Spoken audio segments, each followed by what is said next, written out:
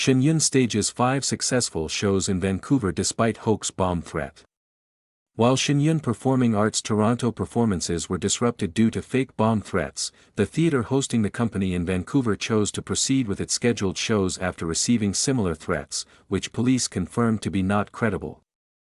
Bomb threats were received ahead of Shen performances scheduled to take place from April 8 to 12, according to the Falun Dafa Association of Vancouver, which is the presenter of the show in the Vancouver area.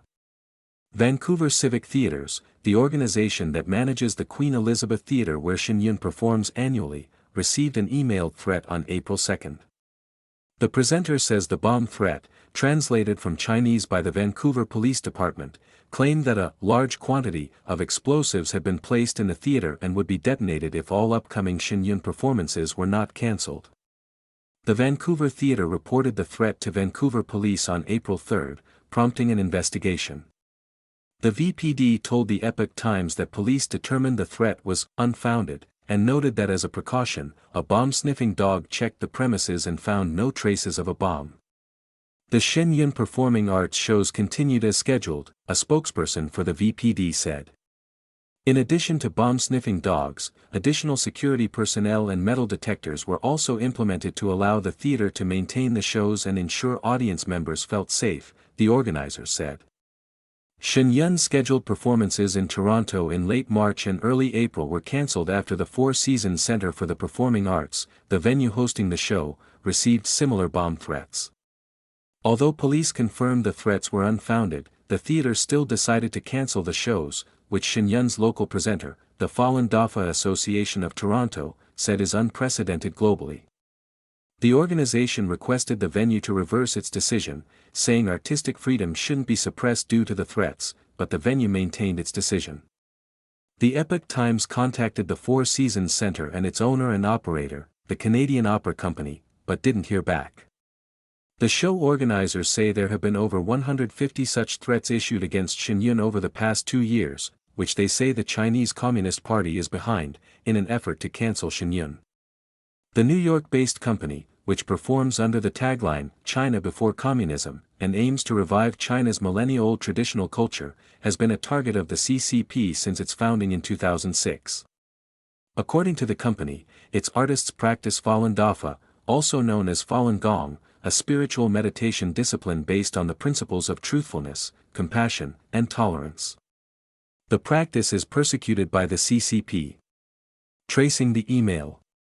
The VPD Cybercrime Unit investigated the email address used to send the bomb threat to Vancouver Civic Theatres and determined the threat was sent from a VPN address linked to Asian regions, the organizer said, noting that while this is not conclusive evidence of the user being in Asia, the default servers for VPN services are typically in the same region as the user. In addition, police found a phone number associated with the email address and determined it was a Chinese phone number, with the user based in China. The show's organizers said the Vancouver hoax threat fits the same pattern as the recent threats in Toronto and Seattle. The Marion Oliver McCaw Hall in Seattle, where Shen performed from April 1 to 5, received a bomb threat on April 3, which was cleared after police conducted a sweep of the theater and the shows proceeded. The Vancouver Theatre also received a second threat email on April 6, but organizers have yet to receive information from the VPD on further details. Taiwanese police have previously traced some of the threat emails to HSIN, China, through a multi-agency investigation. The emails appear to have originated from a location near the Huawei Research Institute, Taiwanese authorities previously told the Epoch Times. Emails boast of success, mock Canada.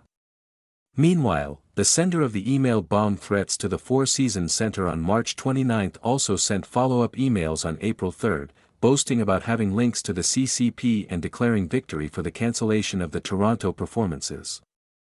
The Toronto Four Seasons incident was my most successful one. Reads an email, written in Chinese, which was sent to the local presenter on April 3. The email also cited the CCP as the sender's motherland and denounced Canadian politicians as insignificant. I think that Canada's petty politicians are utterly insignificant. Canada is hardly worth taking seriously. Even my motherland's Communist Party couldn't make the Shen MC cry, yet I actually did it, the email reads. A subsequent email sent a few minutes later by the same sender again boasted about the disruptions. Ha ha ha. What can you do to me? Ha ha ha. Police around the world have become like dogs, running around everywhere at my command. Ha ha ha. The Toronto show's presenter provided evidence indicating the same email account has been used to send threats to multiple venues around the world, including theaters in Birmingham, England, Rouen, France, Busan, South Korea, and others. The same email account was also used to send a threat to the presenter in January, warning that Parliament Hill in Ottawa would be bombed if Shen performed in Canada. The Toronto Police Service told the Epoch Times that the incident is under investigation. Threats targeting leaders. The Toronto presenter said last month that China-linked threats against Shen and organizers of the show in Canada had expanded to include Canadian politicians, including Prime Minister Mark Carney, former Prime Minister Justin Trudeau, MPs, and other senior Canadian officials. The threats similarly warned that officials could face harm, including from explosive devices, if scheduled Shen performances across Canada went ahead as planned. Nearly identical messages were also sent to at least 5 other countries earlier this year, targeting the leaders of Australia, Italy, Austria, Denmark, and South Korea. Australian Prime Minister Anthony Albanese was evacuated from his residence in late February, after an email was sent to local Shen presenters saying bombs would be detonated at his Canberra residence if scheduled performances in Australia were to proceed.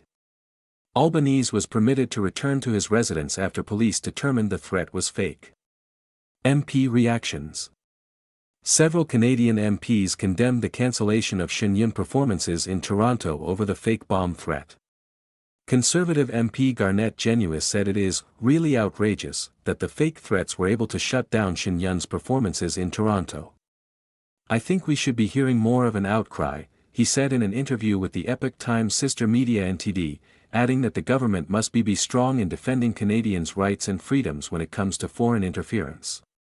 Genuis said dealing with these kinds of threats can be really challenging for community-based organizations, and lawmakers need to support local resistance to foreign interference threats, as well as stronger enforcement at the national level.